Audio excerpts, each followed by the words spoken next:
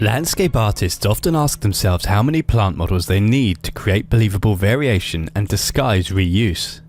It's not really the number, but the difference between the models that's important. You can hide a lot of repetition by simply randomizing rotation and scale. So ideally, you should only include additional variations of a plant species if they look sufficiently different to justify the extra resources. For example, in this little demo scene we have one tree which is repeated without any kind of transform randomization, and you can see the repetition is pretty obvious.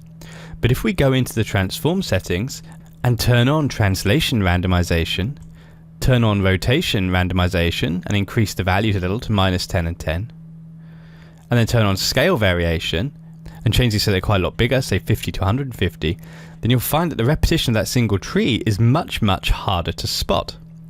Almost every time you scatter trees, you're going to include some kind of transform randomization to disguise repetition.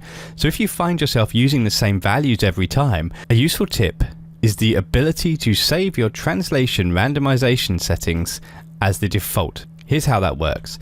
So in this scene, we're just going to set the translation to -20 at 20. Going to turn on rotation and set the minimum to -10 and the maximum to 10. And set the scale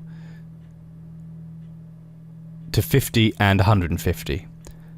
And these might be the sizes that I want to use all the time. I'm also going to turn on enable horizontal mirror for more randomization. So imagine that these are the settings I always want to use as my defaults. All you do is go into the general rollout, type default in the preset name and hit save. It will ask if you want to save your current parameters as a preset, and then the next time you create a new forest pack object, if you go to the transform rollout, you'll see it has used those exact same settings. And this persists between sessions as well, so the next time you open 3ds Max, these same preset values will be used every time you create a new forest pack object.